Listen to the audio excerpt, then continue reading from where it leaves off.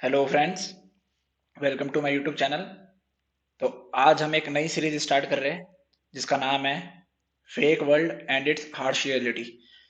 इस सीरीज के अंदर मैं आपको ए टू जेड चीजें एनालाइज करके बताने वाला हूँ जो मेरे पॉइंट ऑफ व्यू से रहेगी।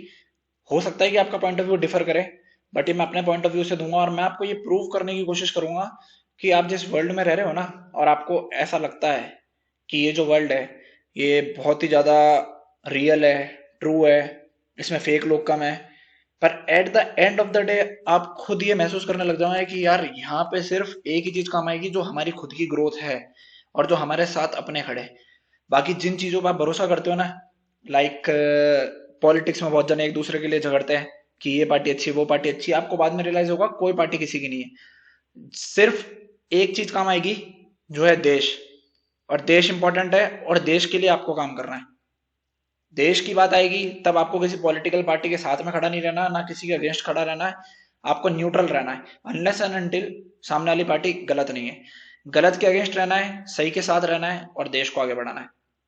आज का जो हमारा टॉपिक रहने वाला है वो लेटेस्ट बजट से रिलेटेड रहने वाला है। मैं आपको ये बता दूं कि ये जस्ट मेरे पॉइंट ऑफ व्यू रहेंगे। मैं इस वीडियो के थ्रू किसी को मैनिपुलेट करने की कोशिश नहीं कर रहा हूँ, ना मैं किसी को मैनिपुलेट करना चाहता हूँ। जस्ट मैं एक रियलिटी वाला चेक देना चाहता हूँ हर चीज के ऊपर। तो आज का जो हमारा टॉपिक रहेगा वो हमारा रहेगा जो बजट आया अभी हमारा लेटेस्ट। ठीक है, राइटिंग के ऊपर मत जाना क्योंकि मैं माउस से टाइप कर रहा हूँ, तो राइटिंग पे थोड़ा ऊपर नीचे हो सकता है। बात करते हैं बजट की। बजट आता क्यों है?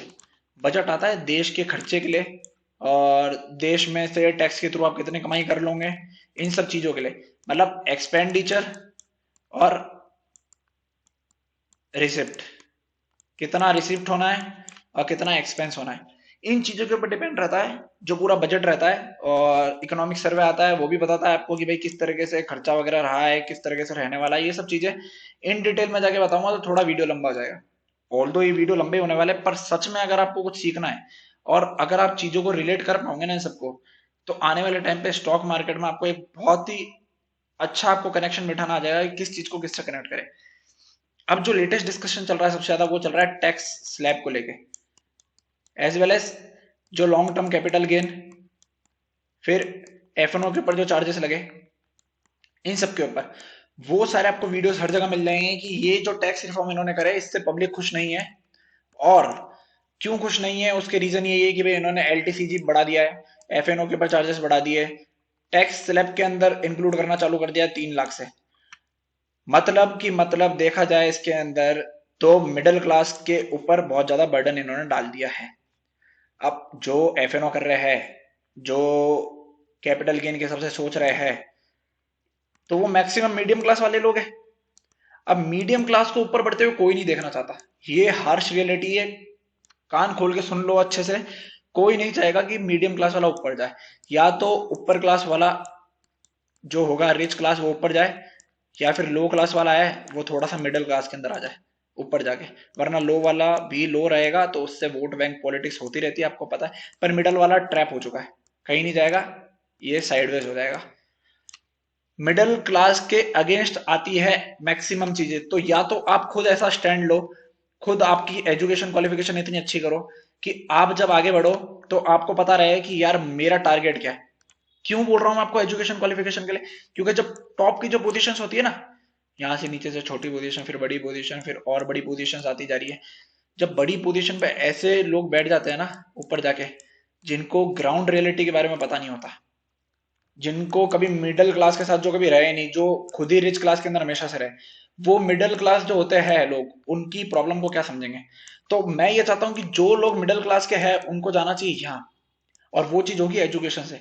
तो जो टॉप की पोजीशन है ना, जब वो अनएजुकेटेड लोगों के पास आ जाएगी ना, तो चीजें यही होने वाली है, आगे नहीं बढ़ने वाले हैं। मैं बिल्कुल भी कमेंट नहीं कर रहा हूँ कि बजट अच्छा है नहीं है, वो सब आपको देखना है। मैं जस्ट आपको मेरा पर्सपेक्टिव दे रहा हूँ कि आपको पढ़ाई करके इस लेवल पे पहुंचना है, वरना मिडिल क्लास के ट्रैप में आप हमेशा फंसे रह जाओगे, कभी ऊपर नहीं आ पाओगे। और मिडिल क्लास के ट्रैप से निकलना बहुत जरूरी है क्योंकि मिडिल क्लास वाला हमेशा फंसा रह जाएगा। इस बार जो टैक्स स्लैब बनाया है इन्होंने, और इस बार जो टैक्स रिफॉर्म्स ये लोग लेके आए हैं, वो सारे के सारे आप देखने जाओगे ना, तो सिर्फ और सिर्फ मिडिल क्लास को टारगेट कर रहे हैं। अब वोट बैंक के चक्कर में और सरकार को मेंटेन रखने के चक्कर में इन्होंने क्या करा है, इन्होंने सिर्फ ये करा है कि बिहार को अच्छा खासा इन्होंने एलोकेशन दे दिया, आंध्रा को इन्होंने अच्छा खासा एलोकेशन दे दिया। और जस्ट बिकॉज आपको पता है ये दोनों ने बीजेपी को सपोर्ट कर रखा है, बीजेपी की सरकार है, अगर ये दोनों नाराज हुए बीजेपी की सरकार गिर जाएगी। इनको सिर्फ मतलब है अपनी सरकार बनाने से, कोई नहीं सोचने वाला मिडिल क्लास के बारे में, कोई नहीं सोचेगा आपके बारे में, सब अपने बारे में सोच रहे हैं, इनको अपनी सरकार बचाने से मतलब है।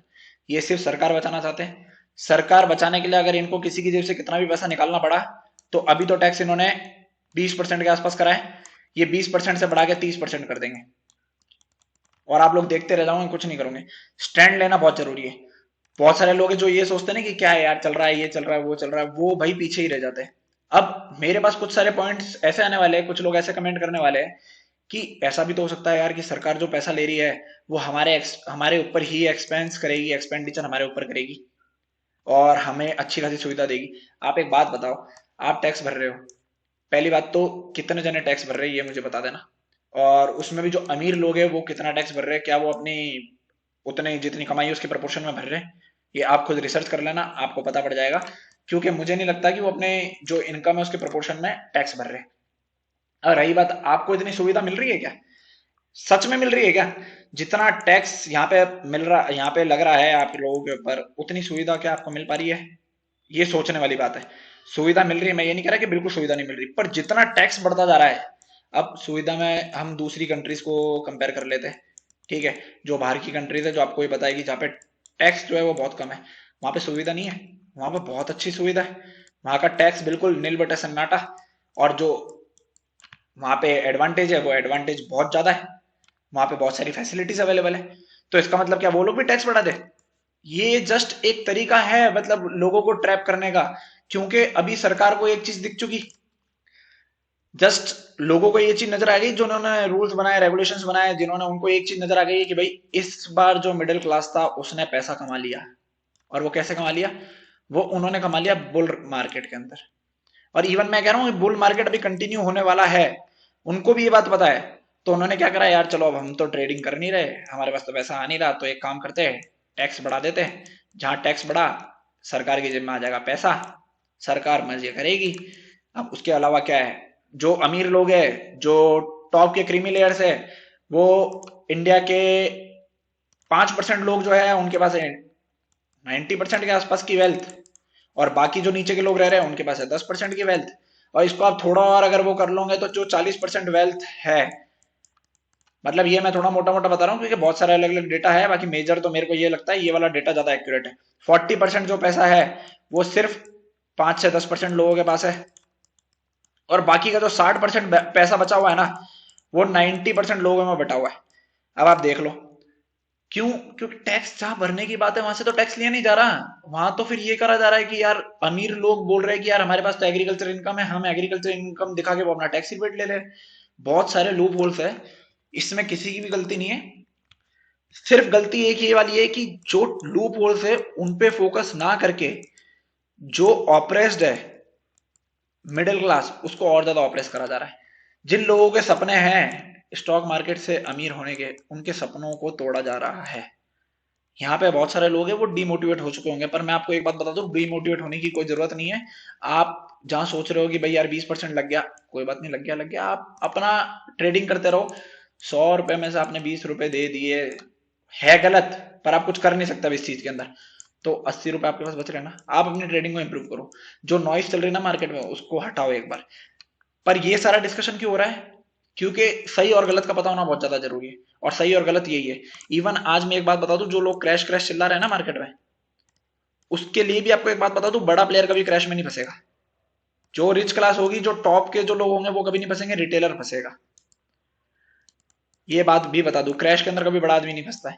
तो सारी पॉलिसी सब कुछ बना हुआ है इस देश के अंदर, इवन इस दुनिया के अंदर, वो सिर्फ अमीरों के लिए बना हुआ है यार। तो मेहनत करो, टॉप की पोजीशन एक्वायर करो। सिर्फ ये एक्सक्यूजेस बनाना कि यार ऐसा हो गया वैसा हो गया, मैं इस तरीके से, सरकार ऐसी सरकार वैसी, ठीक है, क्रिटिसाइज करना जरूरी है, और पॉजिटिव वे में क्रिटिसिज्म होना भी चाहिए, सो दैट उससे चेक्स एंड बैलेंसेस बने रहते हैं। पर जस्ट इसको सोच के अगर आप डिमोटिवेट हो गए ना, जो बहुत सारे लोग मैं देख रहा हूँ सोशल मीडिया पे डिमोटिवेट हो रखे, कि पैसा हम कमाए, रिस्क हम ले, और उसके बाद सरकार, देखो इन चीजों को आप लोग चेंज अभी तो नहीं कर सकते। या तो आपको टॉप की पोजीशन एक्वायर करनी पड़ेगी, और जब तक आपके पास वो पोजीशन नहीं आ रही है, आप अपने तरीके से स्ट्रॉन्ग कन्विक्शन रखो, अपनी स्टडी बढ़ाते रहो, अपनी एजुकेशन बढ़ाते रहो, एज वेल एज जो आपका ट्रेडिंग पैटर्न है उसको प्रॉपरली कंटिन्यू रखो, सब चीज रखो, बढ़िया तरीके से सब काम होगा। इस बात को ध्यान रखना, क्रिटिसिज्म करो, पर इतना भी क्रिटिसिज्म के अंदर डीपली मत घुस जाओ कि जो आपके लिए इंपॉर्टेंट चीज है ना वो आप भूल जाओ। ठीक है गाइज, तो आज का जो मेरा मोटिव था आई थिंक वो क्लियर हो गया होगा, सब लोगों को समझ आ गया होगा कि मैं क्या कहना चाहता हूँ क्या नहीं कहना चाहता। और ये सीरीज अगर कंटिन्यू रखनी है तो आप जरूर बताना हमें, और इस वीडियो को स्प्रेड कर देना, और हो सके तो सब्सक्राइब कर देना चैनल को। थैंक यू गाइस, तो मिलते हैं नेक्स्ट वीडियो के साथ।